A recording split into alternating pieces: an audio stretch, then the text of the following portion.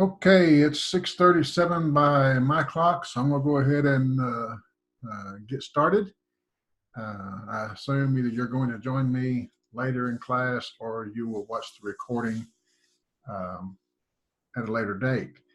My name is Mike Underwood. This is the Georgia School of Preaching, and we are studying the book of Genesis. We are up to Genesis chapter 6. For those of you who are in class, the class will be, or who are taking the class for credit, this hour or this particular session will be a little bit shorter because I have already recorded a sermon from the book of Genesis. I did that earlier this week. I want you guys to take notes on the lesson and give me a brief outline of the lesson. That's what I want as far as your notes are concerned. Give me the major points of the lesson as far as an outline is concerned. And I did this to give you an illustration of sort of what I'm looking for as a sermon from Genesis. You are required in your syllabus to give me 2 sermons from the book of Genesis, one of which you're going to have to present to me, and I don't have in front of me the information that says when you're supposed to do that. We worked out a date that I will not be in country, and so that class will not happen. But in place of that class, you're going to, at some point, present to me your sermons from, or one of your sermons from your work here in Genesis. Both of them will have to be presented to me on paper or by internet. You're sending me an email, but one of them you're going to have to stand before the camera and present it to me. And if we can't work out a date where that's actually possible, I think we can, but if we can't, then you will record it much like what I'm doing here, and we'll do it that way. I can watch it on the recording. But hopefully we can work it out so that we can have some time together doing that. There was something else I wanted to mention to you before we got started tonight.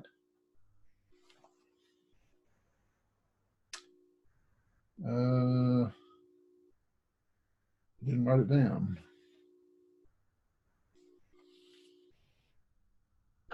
I'll probably think of it as we're continuing or as we get involved in our study. Oh yeah, I know what it was, but I needed to talk to you in person about that. Let me just go ahead and try to do that this way.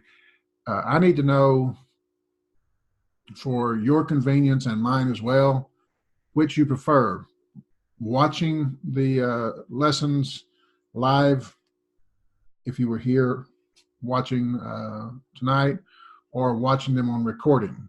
Because if it's easier for both of you to watch the recording and you prefer it that way, then I can easily oblige that. I can record at any time rather than at 6:30 on Thursday night. But if you prefer to have a live recording or be involved in a class where we can have discourse back and forth, I'm okay with that. And we are to be here at 6:30 on Thursday evening, and I don't mind doing that.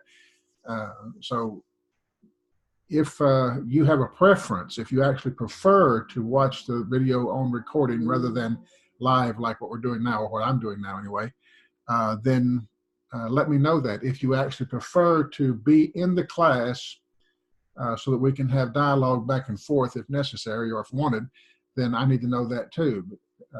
I can do it either way, and I'm going to continue to do it this way if I don't get any feedback from you. My requirement as a teacher is to be here at 6:30 on Thursday evening unless other arrangements are made. And I don't mind doing that. That's what I'm supposed to do, and that's what we will do. But if it's easier for you, to, or more convenient as far as your time and your schedule is concerned, for you to watch the recording at another time, then I can record this at any time, and you can watch it when you want to, as long as I get the recording done before in my opinion, before 6:30 on Thursday evening. So that's what I need you to tell me. I need your feedback on that. If you can give me feedback by email or the next time we meet, which will be next Thursday, excuse me. So keep that in mind. Take a note. Drop me an email. Say, I prefer to do it in class where there's an open dialogue between the teacher and myself, or I prefer just to watch the recording at a time that's convenient to myself. I just need to know what your opinion on that is. Okay, bad joke time. One day, Noah went out looking for his ark. Here comes Lawrence now. I'll wait before.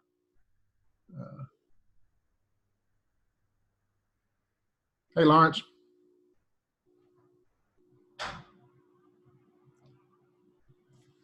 Let's see. I don't have. Yeah, I do. No, I don't. Hang on. Lawrence, I think I got my speakers off, so hang on just a second. All right. Figure out how to do this.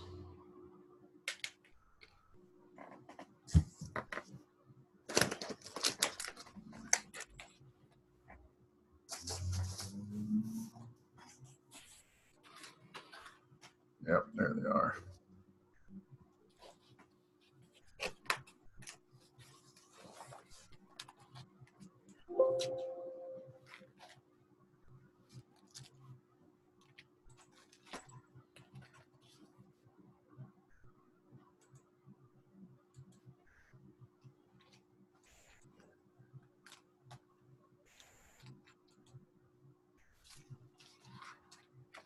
Can you hear me, Lawrence? I can hear you very well. All right, now I can hear you. All right, I had started recording already, but I can start over. It's not a problem. Let me get my screen sharing back up here.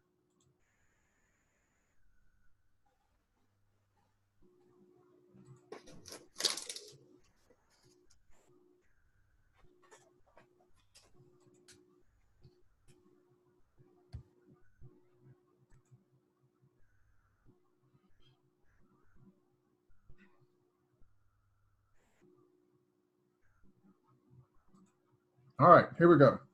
I had just mentioned on the recording, and you don't have to go back and get it because you hadn't missed anything significant. I wanted to get your feedback on whether or not you prefer to be in a live class like this so that we can have dialogue, or do you prefer to watch the recording at your own convenience? Do you have a preference? I like the live class. Okay, that's all I need to know then, because if you like the live class, that's what I'm supposed to do. That's what we'll do. I just was going to make it easier for you to put the recording out there at your convenience, but if it's better for live class, I actually like that better as well, but wanted to make it as convenient for you as I can. So that's what we'll do. We'll just keep on doing what we're doing.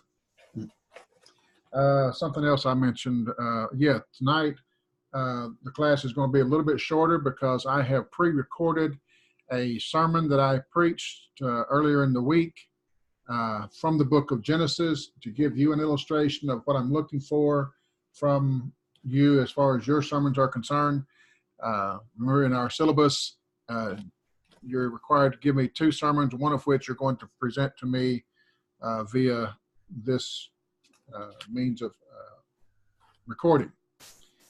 But I preached a lesson from Genesis 4, and I'll send you the link to it. And if you would take notes on it, give me an outline of the lesson just so I can know that you did that. All right. All righty. All right.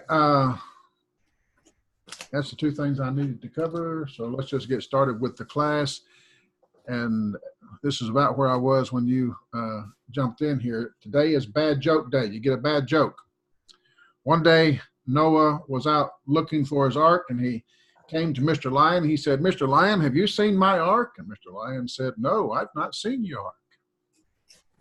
And Noah came to the bear, and he said, "Mr. Bear, have you seen my ark?" And the bear said, No, I haven't seen your ark? I don't know where it is. Noah went to several of the animals, the giraffe, the elephant, the monkeys. Have you seen my ark? And nobody had seen his ark. And finally, Noah came upon a big, fat termite. Mr. Termite, have you seen my ark? And the termite said, Mr. Noah, I can't believe I ate the whole thing. That's a dad joke, I guess. But anyway, that sort of introduces us to our subject tonight. We're going to be talking about the story of Noah, and it's no joke.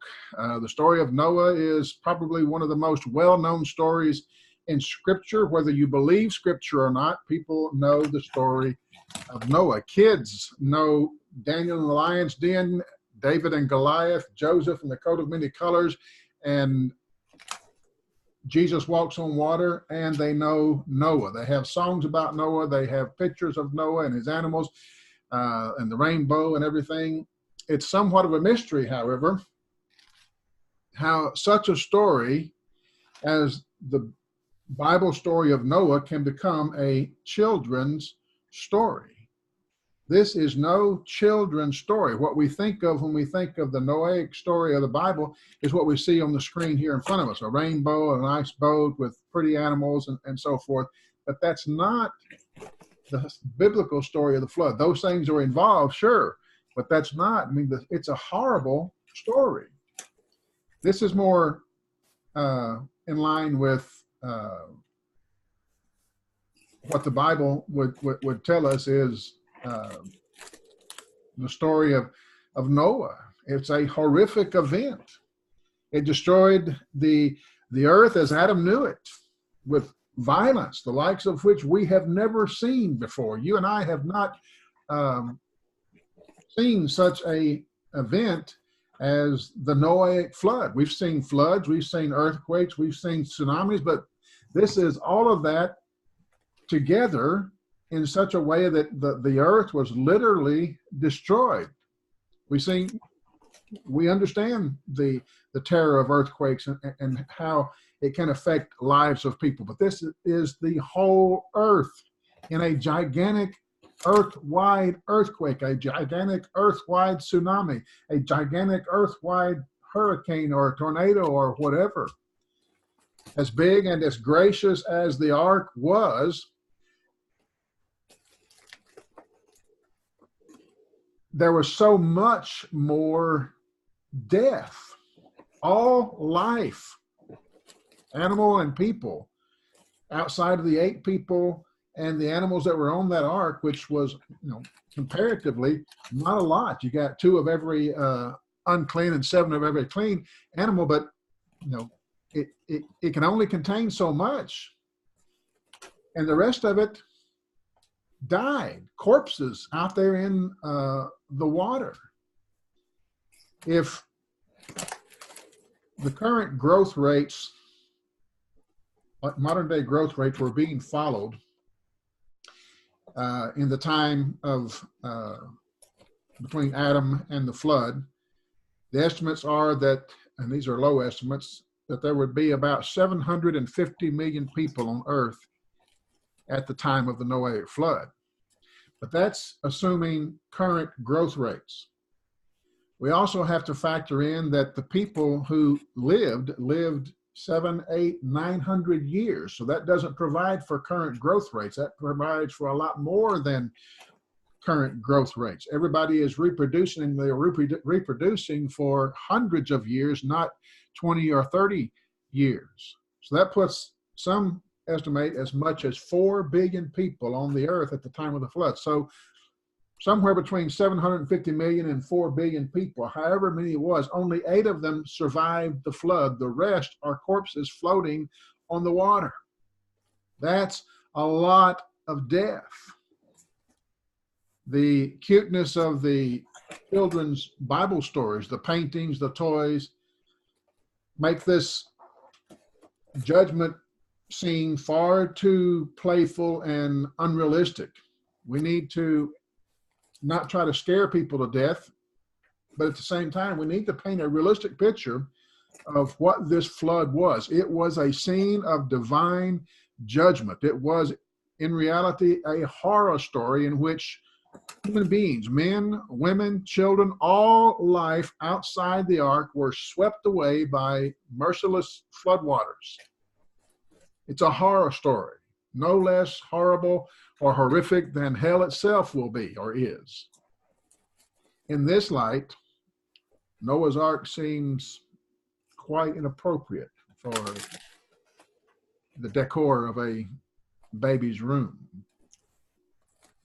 And while we focus on the horror and all of those people dying, all of those animals dying, God has a different perspective. In addition to that, it seems to me from the text and from the picture that we have of God in general, the worst horror story for God was the lives of those people prior to their death. Moses records it, their thoughts were evil, their imaginations were evil, dark, and violent continually. What comes with perverse thinking? If you have a culture or a society who is described like this, that their thoughts were evil and their imaginations were ungodly or wicked continually, what's going to be the product in that culture or in that society when that's the way people think? If their imaginations and thoughts of their hearts are evil continually, not just evil, but continually so, what's going to be produced in that culture? The ideas? It's going to continue to be evil, the offspring. Yeah, well, the offspring are going to be evil. It's just, you think of violence. I mean, this is ungodly people. What are the two greatest commands, Lawrence? Love thy neighbor with all thy heart. That's and right. Well, you love God with all your heart also. That's right. Love God and love your neighbor. Here is a society where neither of those two things are being done. They're not loving God. They have forgotten him. They've erased him from their mind.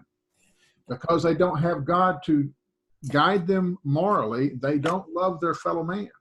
Violence is erupting.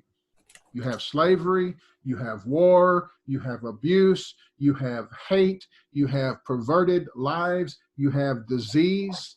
I mean, just think about the last decade, maybe 2 decades in our culture here in America. I don't know how it's like where you are, but I live here in the heart of Atlanta. Over the last couple of decades, ungodliness and perverse thinking have gone completely unchecked and uncensored. We can have people marching in the streets demonstrating their sexual sexual preferences, which are outside of what the Bible teaches. We have men dressed as women, women cutting off parts of their body trying to look like men. What's going to be the product of that? I mean, if that is how we are trained to think, and we're getting it more and more and more, the less we censor it, the less it's checked, the worse it's going to be. What's going to be the result of that? I mean, in our culture, it's not a pretty picture. It's not going to get better. The further we get away from God, Lawrence, the worse we're going to become. And something is going to have to happen. A judgment of some sort is going to have to happen, whether it's divine judgment at the end of time or divine judgment like a Noahic flood. God said, I'm not going to do it with the flood anymore. But he has judged nations since the time of the flood via different ways. He's judged nations by destroying them economically. He's judged nations by sending another nation to take them captive. Sometimes maybe the judgment is through natural events such as hurricanes and earthquakes and such. Judgment of some sort will come because God doesn't feel any differently about uncensored, unchecked evil than he did back at the time of Genesis flood. He just made a promise, and we have that rainbow as a token of that promise, that he's not going to destroy the flood or destroy the world with flood again. He will one day destroy the world, and we'll talk about that from the book of Peter. And Peter uses the Noahic flood as an illustration of that. But God has sent divine judgments on nations, on people, on families, on persons. When they get so corrupt that they can't be changed, he sends judgments. And I anticipate that if our country doesn't change, we can expect that, whether it's the final judgment or some judgment, some other form of judgment. I think we can expect that if things don't change in our culture. So what are we to make of this horrible, horrible story where, there's a good side. There's a good part of it. The grace of God was extended and 8 souls were saved, but only 8 souls out of somewhere between 175 million and 4 billion people. That's a really, really low percentage.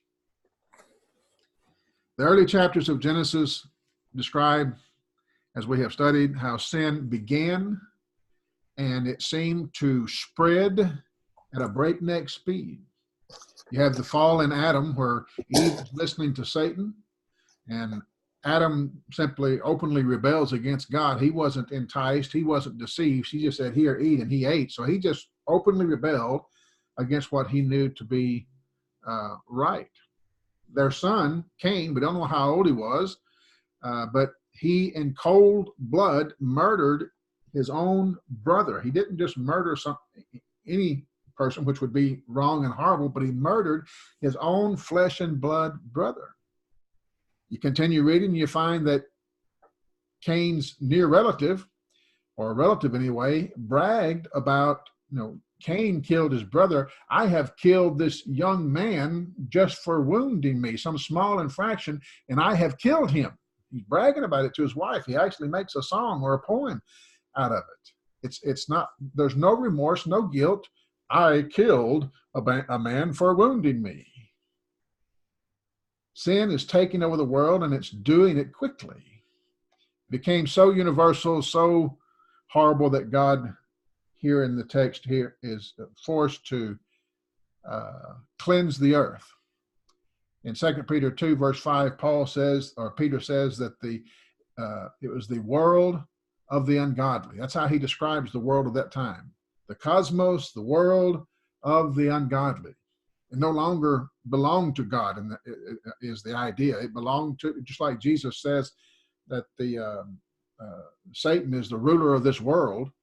Well, Peter is saying that the world that God created, it has become the world of belonging to the ungodly, the godless. But here, in the midst of this great evil, the pain, the suffering, and the divine judgment, we do find the picture of the grace of God. He could not bring himself to destroy all of humanity. God's purpose has never changed. I think from the beginning, in the beginning, when God created the heavens and the earth, he created for humankind, and then he created humankind. He created humankind to live with him. That's what he wanted. Humanity was created to live with God. He gave us a time to live here on the earth, to enjoy a physical body, but he created us to live with him. And God says it's his desire that all men will come to repentance so that they can live with him. That's God's desire. That's God's will. So I think from the beginning, it has always been the purpose of God that we live with him. And when humanity in their heart was so darkened that their thoughts were evil and evil continually, he felt he had no choice but to destroy humanity before humanity completely destroyed themselves. The 8 souls that were saved were at risk of being lost if God didn't intervene here. So God is not jumping in just to say, I'm bigger than you are, I can do this. He is intervening, you might say, in order to save these last 8 precious souls before they were so inflicted with evil as the rest were. He commissioned Noah to build the ark. The ark is basically an oversized barge, a big box that floats on the sea. And Noah's family survived the deluge in that way. In this text, we'll discover the preservation of those 8 souls was 100% the work of God's grace. Noah's efforts are involved, and that's important. But it's 100% the effort of God's grace. Quoting the passage that's there on your screen, Habakkuk chapter 3, verse 2. Habakkuk is an interesting book. Habakkuk charges God. He says, God, these Jews, these people, the people of Jerusalem, they are acting horribly. How can you let them get away with this? I'm paraphrasing, of course. How can you let them do these horrible and evil things that they're doing? And Habakkuk sort of sits back and waits for God to answer. And God says, I'll tell you what, Habakkuk, I'll tell you what I'm going to do. I'm going to bring the Babylonians, and I'm just going to bring them down heavy upon the Jews. And he goes into a long series, or a very short series, actually, of things that God's going to do to the Jews, not only by taking them to Babylon, but destroying many of those who don't go to Babylon. And Habakkuk was so taken aback. He wanted God to do something, but he didn't think that God would do something like that. And this prayer in Habakkuk 3, verse 2, he says, O Lord, I have heard your speech and was afraid. O Lord, revive your work in the midst of the years. In the midst of the years, make it known. In your wrath, remember mercy. So the idea is, I understand, God, that this has to take place. But he's asking God to remember mercy in his wrath. And God did that with the Jews in Babylon. And he also does it with the 8 souls here on the ark. And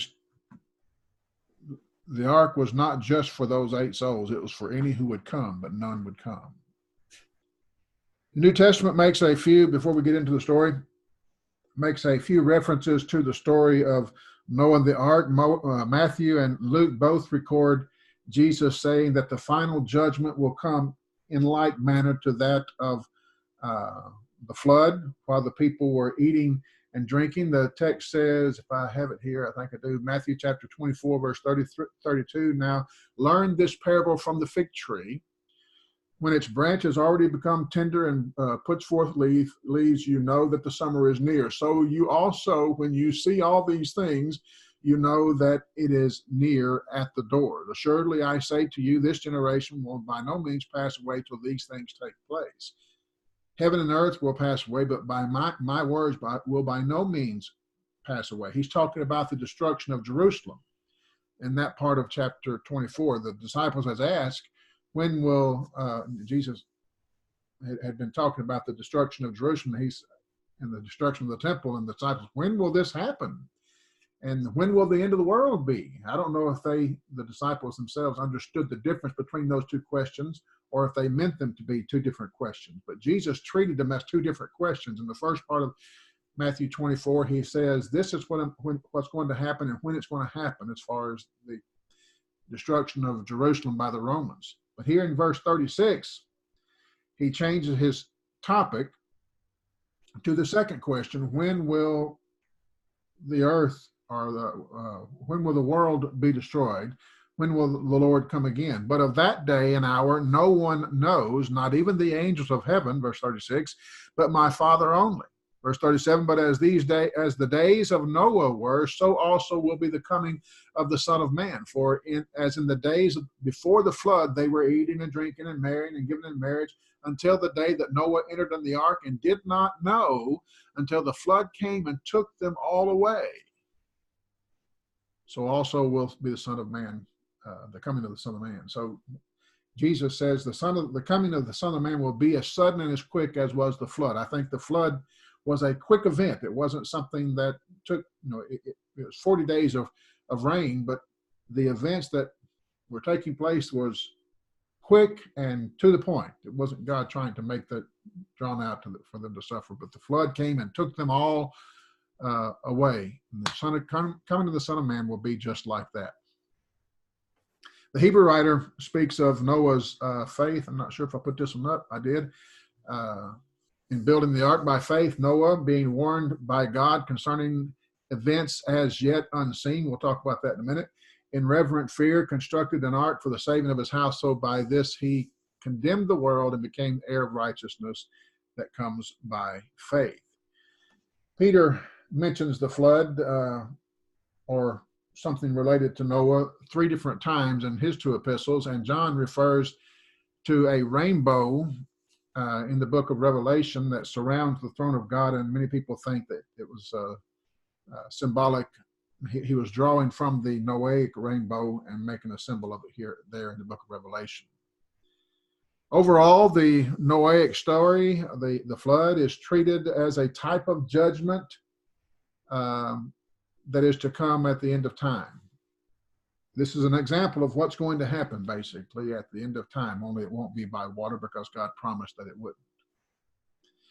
So I understand the desire to make cute animal stories for VBS and for children and Bible classes and songs and so forth, to make cute pictures of rainbows and animals for the baby's room. But we also need to understand that this is a serious story about a most serious event, and it's not pretty. Outside the mercy and grace of God that's found therein, it is a horrible, horrible story. We need to treat it as such. So let's read the text. Let's start in Genesis chapter 6, verse 1. Now it came to pass when man began to multiply. Now it came to pass when men began to multiply on the face of the earth, and daughters were born to them, that the sons of God saw the daughters of men, that they were beautiful, and they took wives for themselves, all of whom they chose. And the Lord said, My spirit shall not strive with man forever, for he is indeed flesh, yet his days shall be 120 years. There were giants on the earth in those days, and all afterward, when the sons of God came into the daughters of men, they bore children to them. Those were mighty men who were of old, men of renown. When the Lord saw that the wickedness of man was great in the earth, and that every intent of the thoughts of his heart was only evil continually. And the Lord was sorry that he made man on the earth, and he was grieved in his heart. So the Lord said, I will destroy man whom I have created from the face of the earth, both man and beast, creeping things, and birds of the air, for I am sorry that I have made them. But Noah found grace in the eyes of the Lord. So this is basically you might call it a prologue of sorts, explaining why God decided to destroy the world. The corruption, the violence on earth had become greater than God could tolerate. His desire to preserve humanity forced him to execute judgment. If God doesn't act here, the last surviving righteous souls on earth are going to be perverted as well. So God steps in and acts. Noah and his family would be delivered from the destruction, but only because Noah found grace in the eyes of God and was therefore obedient to God. The Hebrew writer adds that Noah was moved by faith, obedient faith, and grace was coupled with that there in Hebrews 11 that we looked at. So obedient faith and grace, as usual, are coupled together in the Bible. I know we can't say that our obedient faith puts God in our debt. He owes us salvation or owes us whatever. That grace is a gift. It can't be earned. God bestows it upon us, but obedient faith does not put God in our debt. But the two things throughout the scriptures, and we need to understand this in our faith as well as Christians, have to be and are coupled together by God. One does not negate the other. We're not saved by our works, because if we were, Paul says, we would boast that, well, look what I did. Look what God owes me salvation because of what I did. So we should not boast. But that doesn't take away the fact that there are things that we must do. Even faith itself is described in the Bible as a work, and we must accomplish that. But we cannot earn our salvation. It's by the grace of God that we are saved. But without works, we cannot be saved. God has searched the hearts here in Genesis chapter 6 of all humanity, and with the exception of Noah, there was no faith to be found. On the opposite, it was evil imaginations continually. And that only provokes further and further, or darker and darker, I suppose, sinfulness. God didn't simply pick one guy out of the mix and say, okay, I'll favor him. Noah was not perfect by any means, but he had faith in God, and God's favor was poured upon him. Back in Genesis chapter 4, we read in verse 26, as for Seth, to him also a son was born, and his name was Enos. Then men began to call upon the name of the Lord. It seems like there was a time before the birth of Seth that men were not calling upon the name of the Lord, but now men have begun to do so.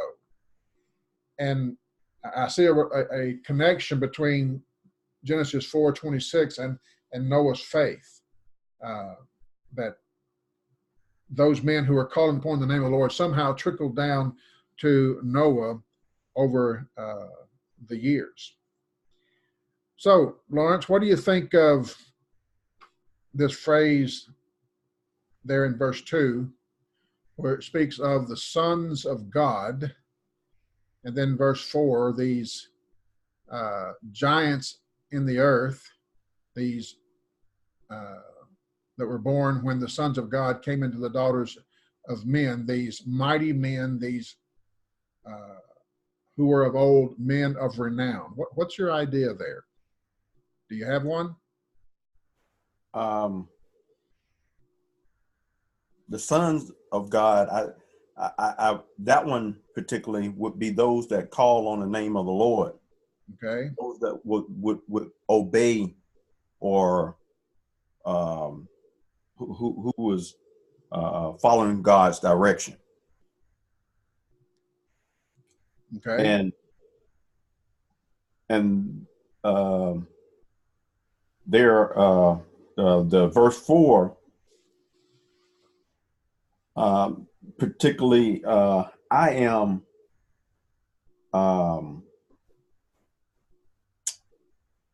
I guess there would be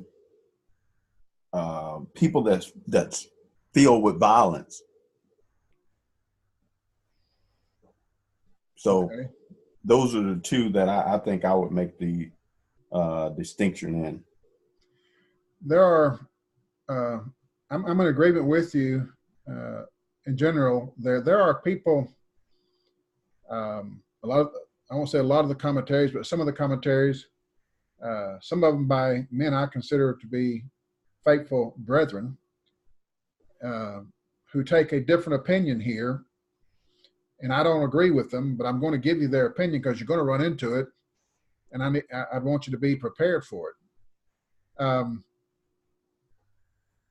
Some say that these sons of God are comparable to the sons of God that are mentioned in the book of Job. And in that case, the sons of God are a reference to angels, Satan being one of them, I think, because Satan was included in that number. So they take that phrase from the book of Job that speaks about angels, and they put it here in Genesis and say that's what these are. And the book of Genesis and the book of Job are probably written somewhere around the same time, or at least the events were probably not too far apart. I'm not sure if Job was before flood or after flood.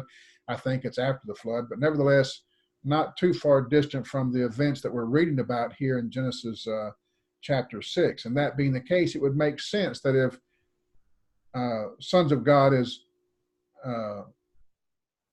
angels in the book of Job, that would probably be that here. But I don't agree with that way of thinking, and there's a reason why I don't agree with that way of thinking. I'll get to that in just a moment. But they say that these sons of God are fallen angels who are having sexual relationships with human women, the daughters of men. And the product was that which was produced because of this sexual relationship, the giants on the earth in those days, men of renown, mighty men who were of old, men of renown.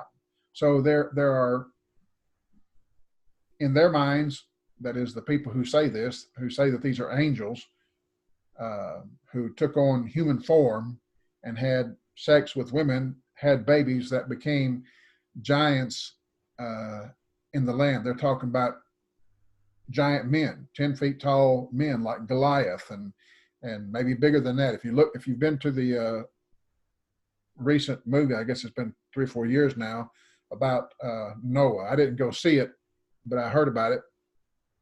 And they had giants on the movie. I think the giants there,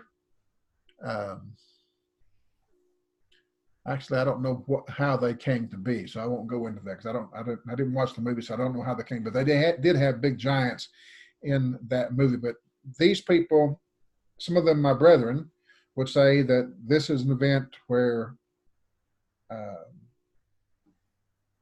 angels became men, or took on the form of men, had sex with human women, and these giants were produced. I'm not going to argue the point a whole lot, but I will say a couple things about it. One thing, those who argue that these are angels cohabitating or copulating with women, human women, they say that it's not uncommon in the Bible for supernatural powers to take on human form, or and dwell upon a human, or in a human. For example, in the New Testament and the Gospels, we find Jesus casting out demons. These demons were possessing human bodies.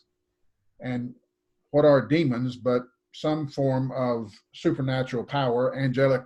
I'm not sure if they would be referred to as angelic or not, because the Bible uses the term angels and demons. So there must be something different, but they're similar in the sense that they're supernatural powers. They're not human, and they're indwelling a human body. So if they can do it in the New Testament, they can do it in the Old Testament, and that's what's happening here. They say, I don't necessarily agree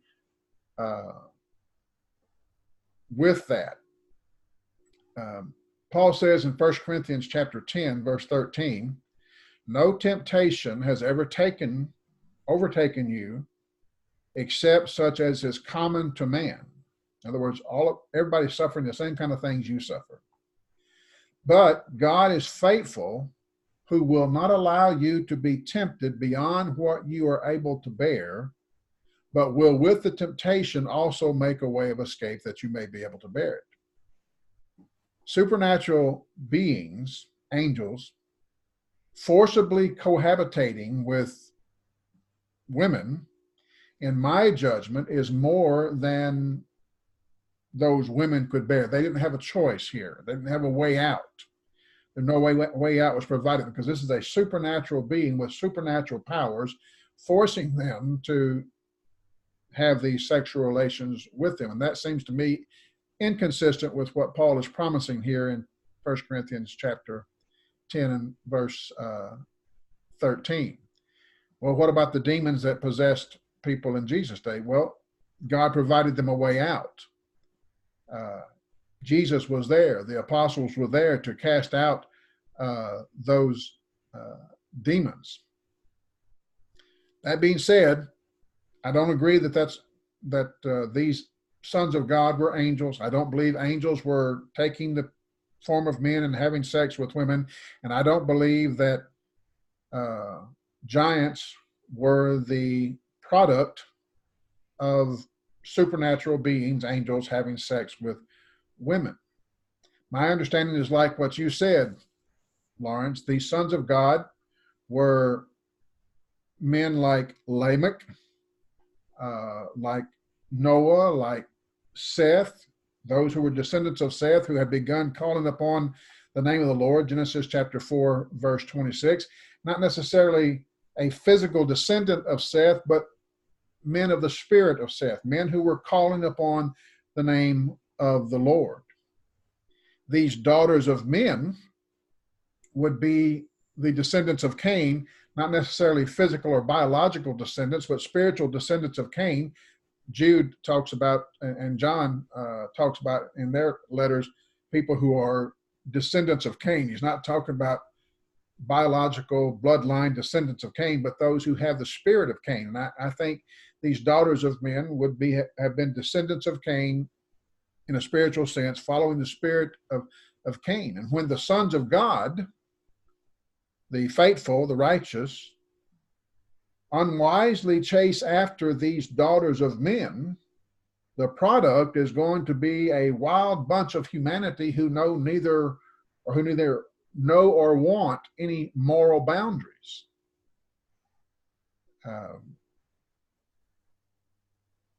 In that sense, these sons of God have fallen into a trap, and they have fallen willingly. They went into the daughters of men. They left their calling as sons of God and went into these daughters of men. They knew that these people, these women, were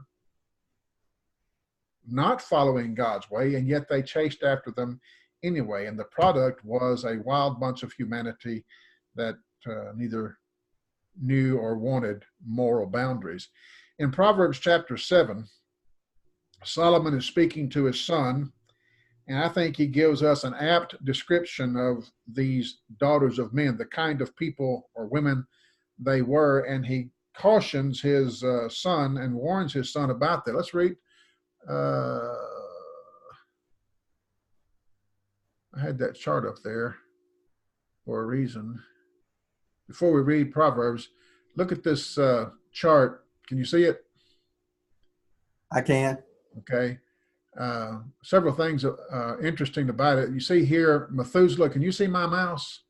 I can. Okay, there's Methuselah. He's the guy that lived the oldest in the Bible, 969. What does the chart say he died? When does he die? Was that 16?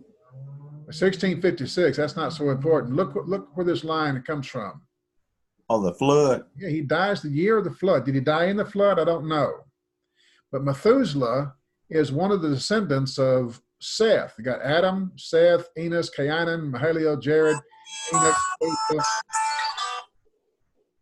Lamech, and Noah. And we'll find these others after the flood: Shem, Arphaxad, Selah, Eber, Peleg, Reu, Serug, Nahor, Terah, and Abraham. When I was in school, I had to memorize all those names. But anyway, the men of Seth, or the line, those who came from the line of Seth, Noah is in that line. And I put this passage on the chart, Genesis 4:26, that these are the men who began to call upon the name of the Lord. Even though they called upon the name of the Lord, became men who called upon the name of the Lord, they fell from that and married these daughters of men. And we'll talk about that more in just a moment. I'm trying to remember why I put that chart where it's at, or did I misplace that chart in my...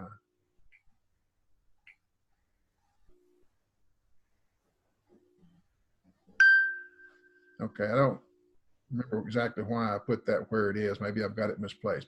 All right, Proverbs chapter 7. Read this with me. Solomon speaking to his son. My son, keep my words, treasure my commands within you, keep my commands and live. And the law of my law as the apple of your eye. Bind them on your fingers, write them on the tablet of your heart. Say to wisdom, you are my sister. Call understanding your nearest kin. That they may keep you from the immoral woman, from the seductress who flatters you with her words. Who's going to keep you from the immoral woman and the seductress who flatters you with her words? Your sister, wisdom, and your nearest kin, understanding. He gave personifications to wisdom and to understanding. Understanding is your nearest kin, and your sister is wisdom. They keep them within you so that they will keep you from the immoral woman, the seductress who flatters you with her words. What kind of person is she? Well, for at the window of my house, I looked through my lattice. I saw among the simple, people without wisdom. I perceived among the youths, usually people without wisdom, because they're young, they haven't gained it yet. That's what he's trying to encourage his son. I want you to have wisdom. Don't be like them. A young man devoid of wisdom, passing along the street near the corner, he took the path to her house in the twilight in the evening, in the black and dark of night, and there a woman met him with the attire of a harlot and a crafty heart. She was loud and rebellious. Her feet would not stay at home. At times she was outside, at times in the open square, lurking at every corner. She caught him and she kissed him. With an impudent face, she said to him, I have peace offerings with me. Today I have paid my vow. So come. So I came out to meet you, diligently to seek your face. I have found you. I have spread my bed with tapestry, colored carvings and coverings of Egyptian linen. I have perfumed my bed with myrrh, aloes, and cinnamon. Come, let us take our fill of love until the morning. Let us delight ourselves with love. For my husband is not at home. He has gone on a long journey. He has taken a bag of money with him, and he will not come on the appointed day, and will come on the appointed day. With her enticing speech, I'm sorry, I didn't keep clicking for you. Verse 21, with her enticing speech, she caused him to yield.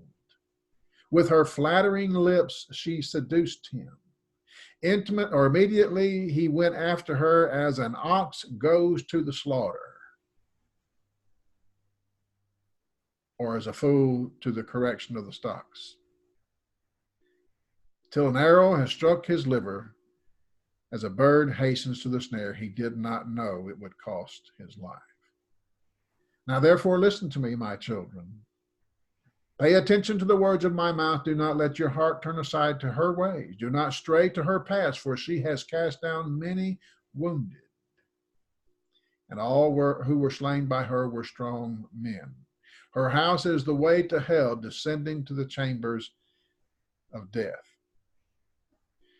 If he had listened from the beginning, when he said back there in the first part of the text,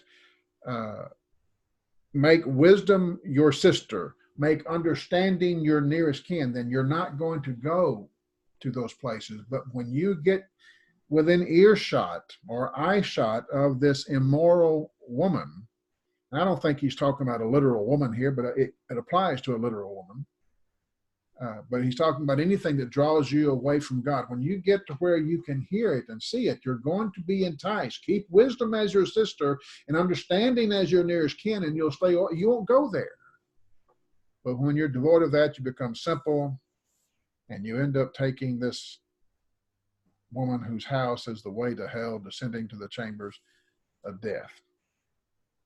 Going back to Genesis, these giants, I think here in the text in Proverbs, he says, for she has cast down what? Many wounded, and all who were slain by her were strong men. These giants, these men of renown of Genesis chapter 6, weren't necessarily, I'm not saying that there were not giant people then, I think there were. But it's not so much their physical stature that Moses is referring to. I think he's talking about their violent, their sinful reputation, men of renown. What does that mean to you? There in verse 4, it says, men of old, these were mighty men who were of old, men of renown. These are men with great reputations for a long time. When I say great, I'm talking about big. Who were, Lawrence, who were the giants of the Old West? What names can you tell me about from the Old West? From the Old West, Matt Dillon. Matt Dillon? Well, he was a fake man from the Old West. He's from Gunsmoke, but he's one of my favorites too. I can what's his name? Man, it was on the tip of my tongue, but Yeah, I you know, caught you off guard. You know Jesse James, oh, Jesse James, I do recall Billy the Jesse. Kid. Billy the Kid, that's who was Yeah, on the tip of my tongue. Billy the Kid, Jesse and Frank James. These are men of renown. People were, they cast long, dark shadows. These were violent men, and everybody knew their names. Little kids looked up to them because they had such a reputation, but other people were afraid of them, and they had big reputations. They were giants among men. They weren't that big, but they were giants among men because they had such violent reputation. If I mention Bonnie and Clyde to you, you know what I'm talking about. If I mention Al Capone to you, you know what I'm talking about. These were violent people who destroyed many, many lives, and they had this giant reputation. They are giants among men, men of renown. It's not the size of their body that makes them giants. It's the size of their reputation, the evil deeds that they did, and the thing for which for some people they are made heroes. They are men of renown. People know them for, how long has Jesse James been dead? How long has Al Capone been dead? And yet people still know them by name. Well, today, making the news and literally changing culture are people with the biggest mouths, you might say, the people to whom the media gives the biggest voice. I was reading about yesterday, there's a court case where a man and a woman, husband and wife, they're split now, I guess, and they're fighting over the gender transitioning of one of their sons. They have at least two sons, and they're twins. I'm not sure if they have other sons outside of that, but one of these twin sons, the mother apparently has been trying to make him a girl or make him want to be a girl. She says that she's not making him do it, that it's his choice. And the father says she is making him do it. He's seen her do it. But whatever the case, this is a 7-year-old boy. And they're in a fight, a court battle, because she's trying to transition him to be a girl because that's what he wants. A 7-year-old boy doesn't understand wanting to be a girl or wanting to be a boy. Somebody put that in his head. But nevertheless, that's what she says. It goes to court. What's the court going to rule on it?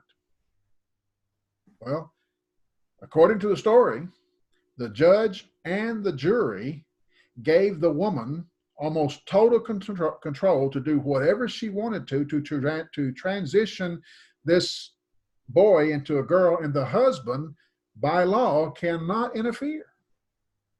How can that be? How can that happen in a rational society? It happens because there are giants in the land.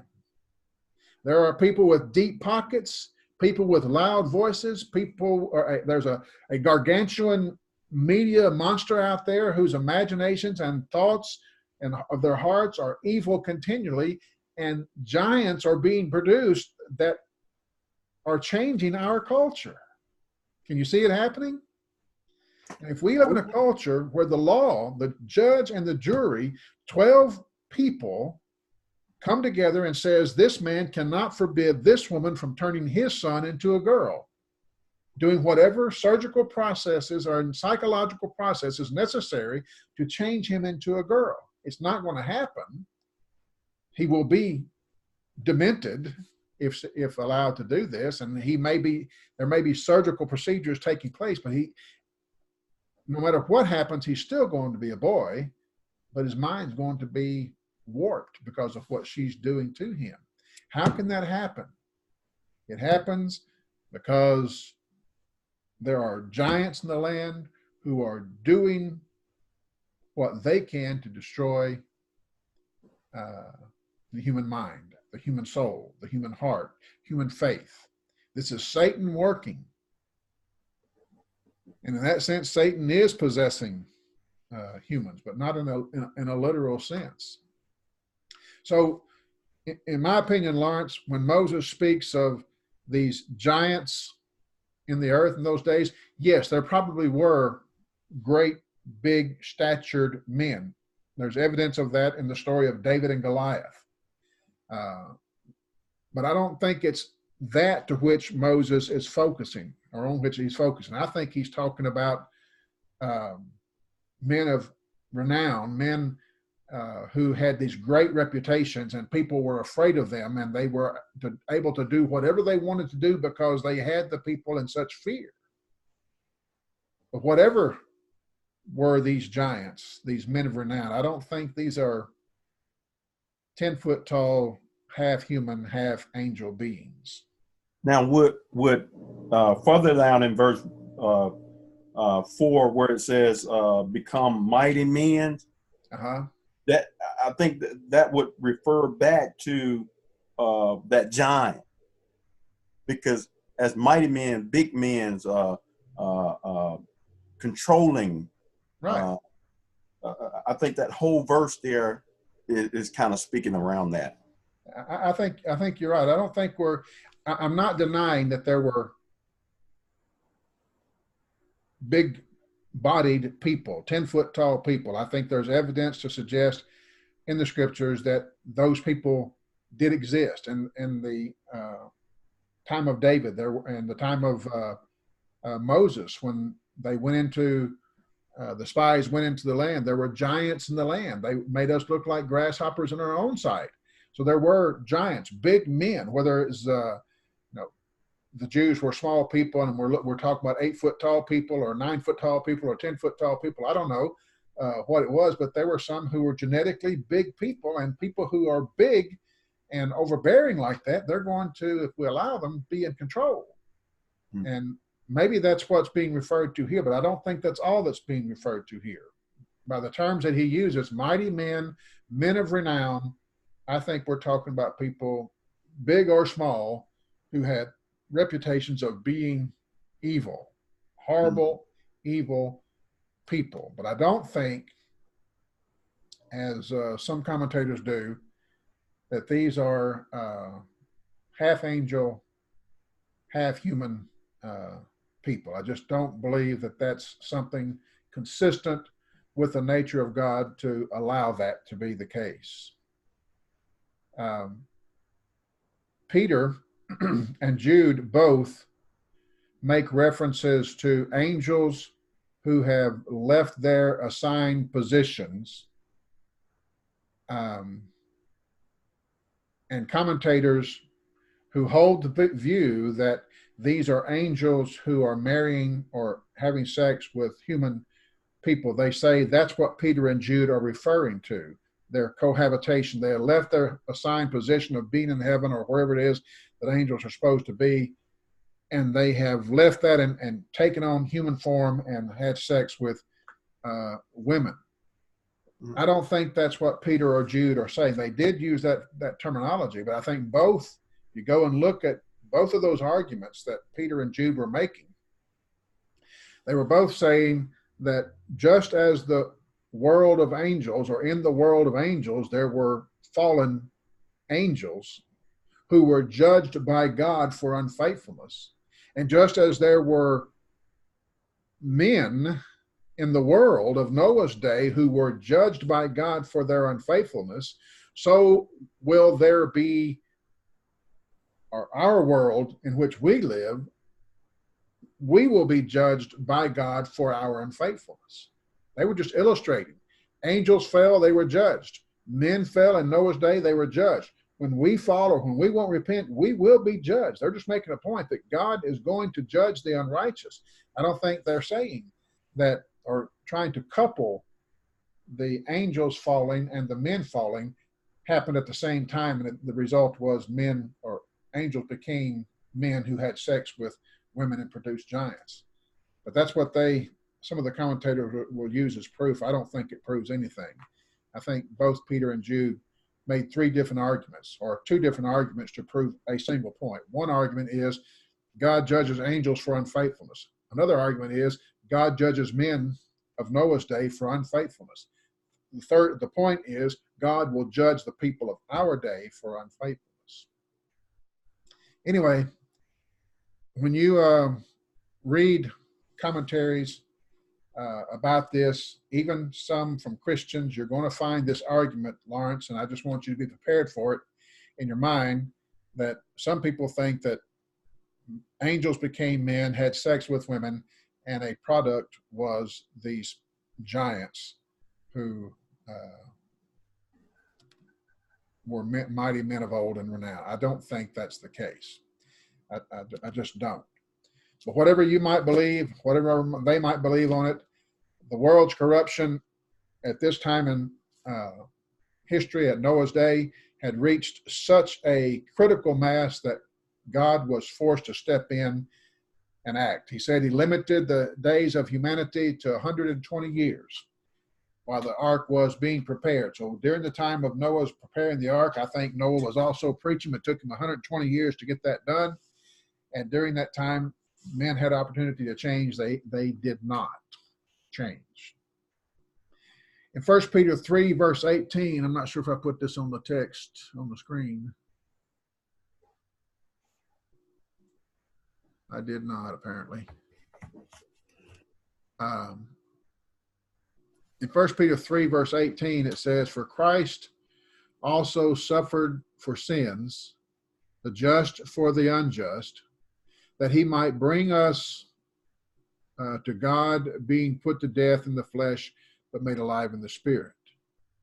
By whom also he went and preached to the spirits in prison, who formerly were disobedient, when once divine long-suffering waited in the days of Noah, while the ark was being prepared, in which a few, that is, 8 souls, were saved through water." If you don't have that open, go ahead and turn to it, because I failed to put that on the screen. I apologize.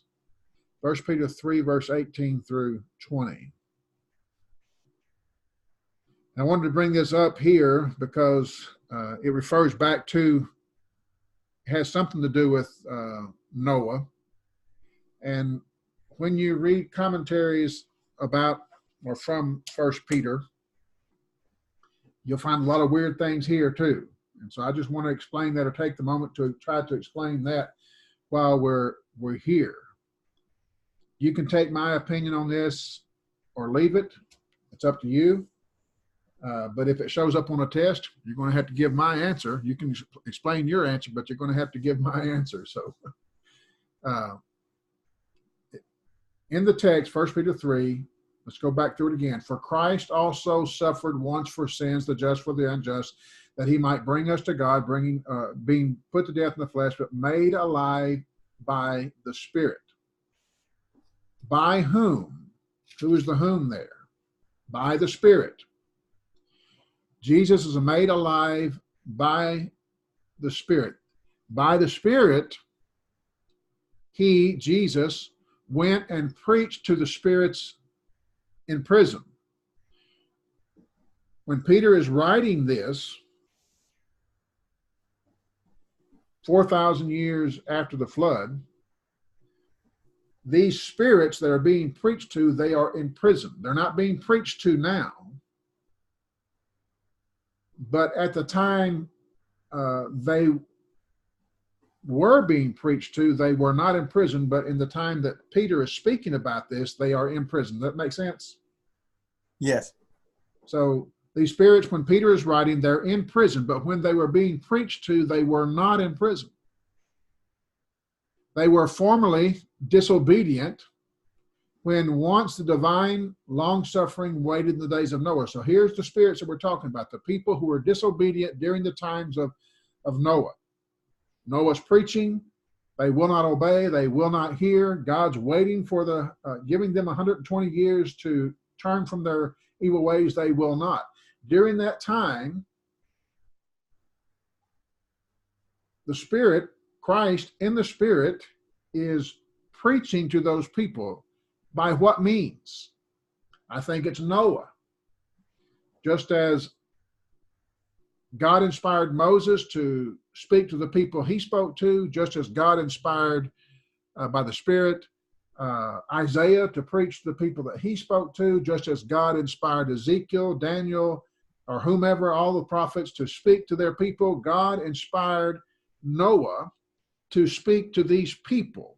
When Peter's writing this, 4,000 years later, they are in prison. We'll call it hell, or Tartarus. They're being judged because they would not repent. But when they were spoken to, they were not in prison. They were still in their bodies. Well, who's preaching to them? The Spirit. How? Through Noah. Does the Spirit preach to us today? Yes, he does. Through the inspired word, through our Bibles, the Spirit of God or the Spirit of Christ still speaks to us today. Well, back then they didn't have Bibles. They had Noah. So while the divine long-suffering was waiting in the days of Noah while the ark was being prepared, Noah is preaching to those people. They're not listening. And because they did not listen, because they did not obey, they are now, when Peter's writing, and now while we're living, they are in prison. Now, I said all that to say, there are some who say that Jesus actually went to hell to preach to those people who were already in hell. My question is, why would he do that? Is he just trying to stick a stick in their eye, or no, you're in hell and you're going to stay here? The purpose of preaching is to get people to repent, right? Why preach if they're not going to, if you're just going to tell people you're in hell, you're going to stay in hell? That doesn't sound very nice. What's the point of it? But that's what they're saying that Jesus did here, that Jesus, when he was dead, I guess, on the cross or in the tomb, during that 3-day time, he went to hell and preached to the spirits who were imprisoned there. The same people who died in the time of the flood. Well, I think that's just silly. It doesn't make any sense. There's no reason for him to have done that. I think what he did, what Peter is saying here, is that there in verse 18, Jesus was made alive in the Spirit. And in that spiritual state, in that same spiritual state, remember, before Jesus became a man, he was what? He was Spirit. He was Spirit. He's God. In the beginning was the Word. The Word was with God. The Word was God. And he became flesh. So God is a Spirit. Jesus, before he became flesh, and we knew him as Jesus, he was God. He was called the Word. But he was Spirit. And in that Spirit, the same Spirit which Jesus is made alive by here in verse 18, in that same Spirit, he was preaching to Noah's people 4,000 years prior to Peter's writing this, when they were still alive, giving them the opportunity to repent. That's not so important to the book of Genesis, but it is important to in the sense that it does refer to a Genesis event, the Genesis event that we are actually studying about here.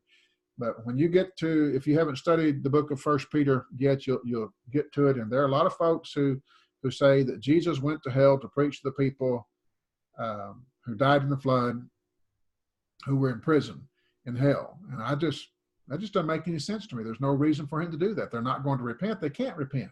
They can't change. He can't change their status because they have left the body and have already been judged. Anyway, these are some of the difficulties that come with Genesis chapter 6, or some of the issues that come up when you're studying Genesis chapter 6, and I wanted you to be aware of them. Let's go back to Genesis chapter 6. See if I can find, well, I've got all my slides messed up. Here's where I'm supposed to be. Back in Genesis 6, verses 5 through 8, convey just how heartsick God was over the wickedness of the that was taking place in the pre-flood world. It says, the Lord saw that the wickedness of man was great. Verse 5. Yeah, the wickedness of, trying to watch the screen in my notes in my Bible too. The Lord saw that the wickedness of man was great in the earth, and that every intent of the thoughts of his heart was evil continually. And the Lord was what? What does it say there? Verse 6. He was sorry that he made man on earth, and it grieved him in his heart. Does your Bible have sorry there? The Lord was sorry? Well, it says repented. Yeah. That's another translation of the word that's translated sorry. This is New King James. You're studying using the King James? Yeah. My Bible has both words. In one side of it, it has the Lord was sorry, and then it also has repented. Okay. So that word repented, the word sorry, it's the Hebrew word. It's also translated sometimes as regretted. The Lord regretted that he made man. The Lord was sorry that he made man. The Lord repented that he had made man. It's a complicated word in the Hebrew. It means literally to change one's mind, just as you think of repentance. But here it conveys the depth, I think, of the horror that God felt over the corruption of his creation that he had called very good. Remember, he created the stars, the sun, the moon, the trees, the elephants, and all that, and he said, this is good. But when he created man, he says, it is very good. And that thing which God had declared as very good has become so corrupt now that every imagination and every intent of the thoughts of his heart is evil continually. And God regrets that he made man. It's not that God think he made a mistake. It's that he's so disheartened and appalled at what this has come to.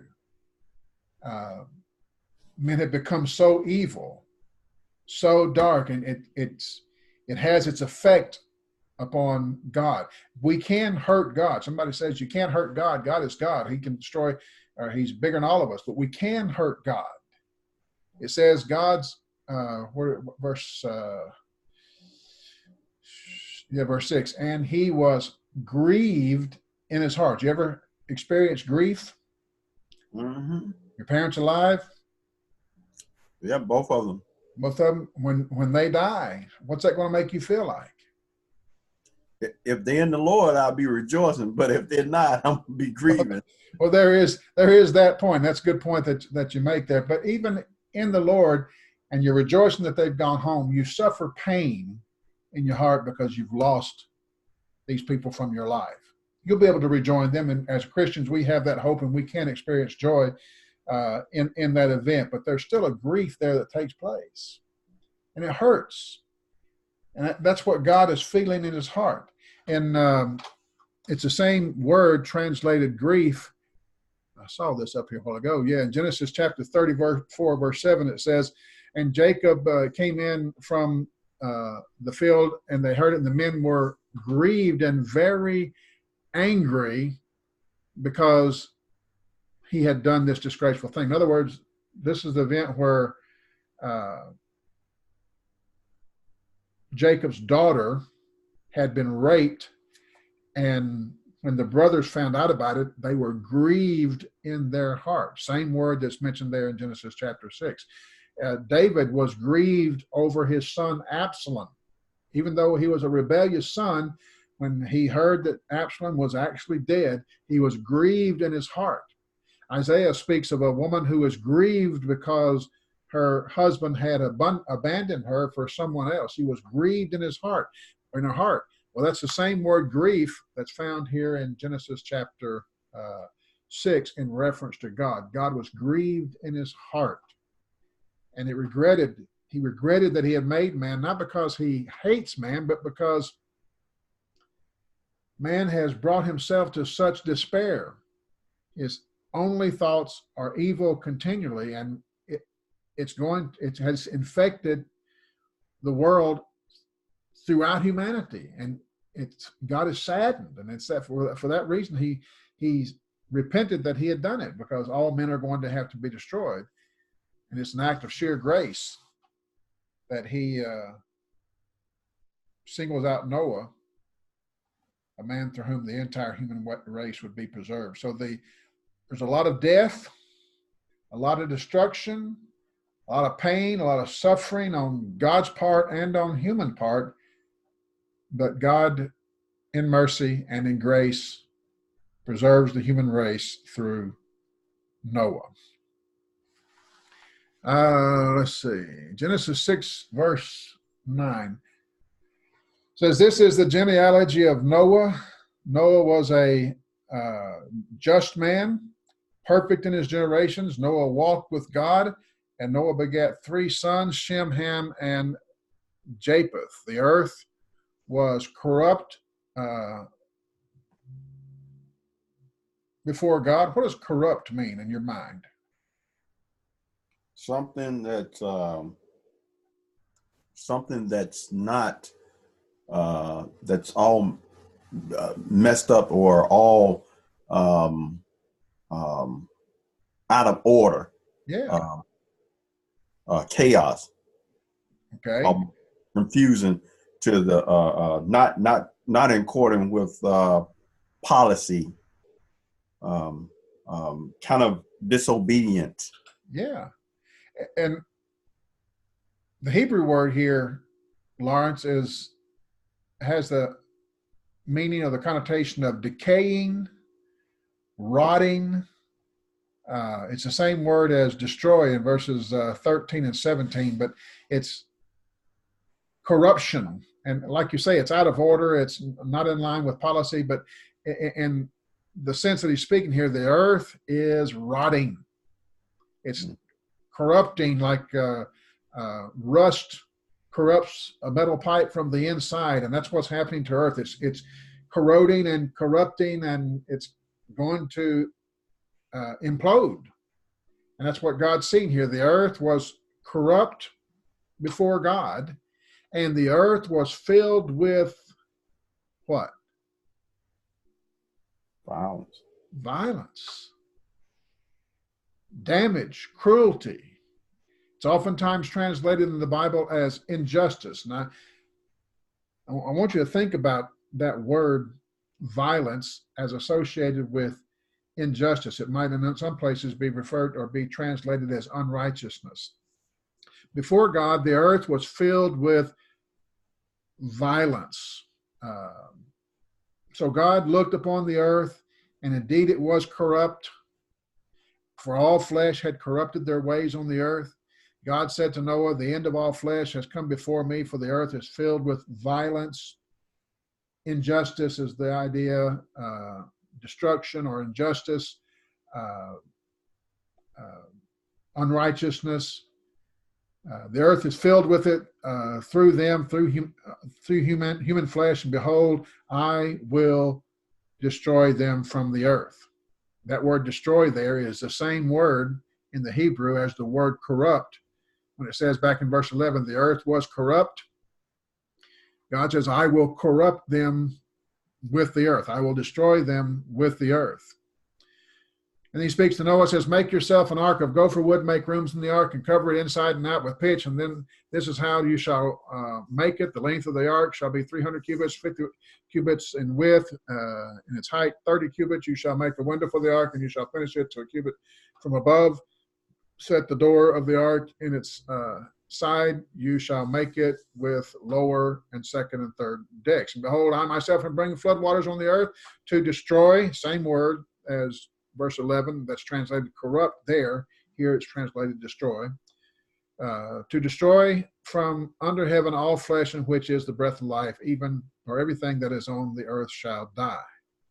But I will establish my covenant with you, and you shall go into the ark, your sons, your sons' wives with you, and every living thing of all flesh shall keep them. Where did I got lost? 19. Yeah, and thank you. Every living thing of all flesh you shall bring 2 of every sort into the ark, and keep them alive with you. They shall be male and female. Of the birds of after their kind, of the animals after their kind, of every creeping thing on the earth after its kind, 2 of every kind you will come to you and keep them alive. And you shall take for yourself all the food that is eaten. You shall gather it to yourself, and it shall be for food. for you and them, and thus did Noah according to all that God commanded him, and so he did. So we've been introduced to Noah, we've been introduced to God's grace, and now Moses transitions into the story that surrounds Noah. Noah is characterized here in verse 9. It says Noah was just and perfect in his generations. The word just is also oftentimes translated as righteous in the Bible, throughout the Old Testament anyway, in the Hebrew. And it has the idea of unimpeachable integrity. Here's a man of integrity, and no one can say anything about him. No one can drag up anything bad about him, because he's just such a man of integrity. That's the idea about the elder. When Paul gives the qualifications of elders in the New Testament, he says he is to be blameless. It's not that he's perfect. No one is. All of us have sins. But here's a man that the community around him, the people who see his life every day, they can't think of one bad thing to say about him. He is a man of integrity, unimpeachable. Solomon says that such a man is the opposite of that immoral woman that we read about earlier. And he's the opposite of the perverse man of Proverbs chapter 28, verse 18. Moses uses these words later on to describe the animal that is without blemish. The same words that are translated here as perfect or as just is the same word that when he spoke about the animals that they were to offer as an offering, he is to be without blemish. There's not anything you can say bad or see bad on that person or on that animal. Well, the same is true of Noah. Nobody who knew Noah could say, well, Noah, I saw him down at the wherever doing whatever with whomever. You can't say it about Noah because he's just, a man of integrity. The word perfect, he's just. Now, Noah was a just man, perfect in his generations. Perfect is, I guess, synonymous with the just man, but maybe adding a little bit more to it. It's just a general term, Hebrew term that refers or describes good people, just the kind of people you want to be with. Good people. Basically, the sum of it, Noah is standing by himself in his generation. No one has anything bad to say about him, except they might say, well, he's a lover of God, a God we don't believe in. But God doesn't listen to that kind of criticism. He walked with God. The lesson that I left for you to listen to is about a man who walked with God. You know anybody in the Bible who is described as a man who walked with God? Yeah. Yeah. What was his name? That was let me think. It was two. I was thinking about Enoch. Enoch, that's the one. Yeah. This is Enoch is Noah's great grandfather, and it said that he walked with God. Very few people get this title of men who walked with God. There are some who walked before God. I think Abraham was referred to as one who walked before God, but here's the term walked with God. Noah wasn't saved because he was such a great person. He was saved because he needed saved. But nevertheless, he's a man who walked with God. And we have to believe that that had something to do with his selection as being the one. The psalmist says in Psalm 25, well, I got all my slides mixed up. Sorry about that. Psalm 25, who is the man that fears the Lord? Him shall he teach in the way he chooses. He himself shall dwell in prosperity, and his descendants shall inherit the earth. The secret of the Lord is with those who fear him, and he will show him his covenant. Here's the just and perfect man. Here's the man who walks with God, and it's a description of Noah, and we can be that as well. All right, I'm going to stop right here because we need to take a break, but also the lesson that I have recorded for you already will take up the rest of our time, and I don't want to impose upon your time. So I'm going to put a point right here, and we'll come back to this next week. Got any questions before we run out? I don't. Oh, I was thinking. I know what it was. One question I was thinking about is, when. Well, I know this is going to be farther in the lesson when the rainbow come into. That's going to be a memorial. Uh-huh. But I think about that, and I think about the gay clothing, which is good. Every single thing, man seems to change it into something bad.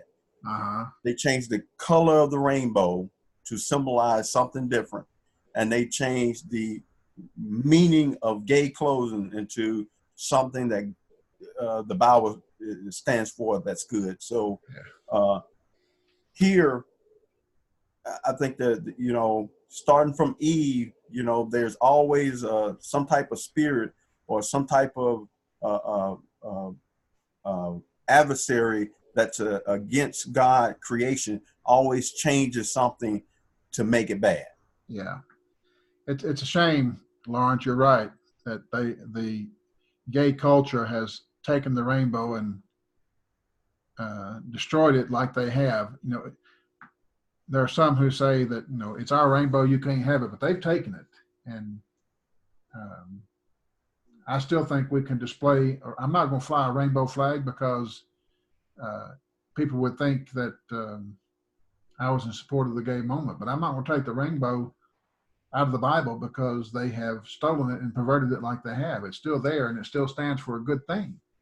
It was a covenant, a promise that God made, and a token anyway of the promise that God made. And they may put it on their flags and paint it on their buildings or whatever. And I know what it means when they do, but I'm still.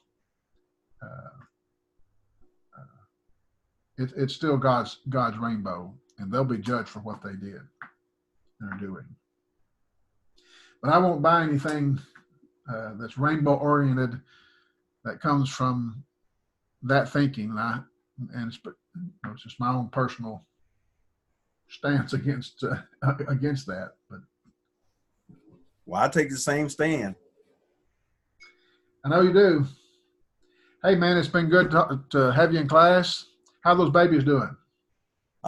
They're still doing well. We're just waiting on the cue from the doctor right now, and then the mother is living here with us right now, and so any day now she's gonna have the other three.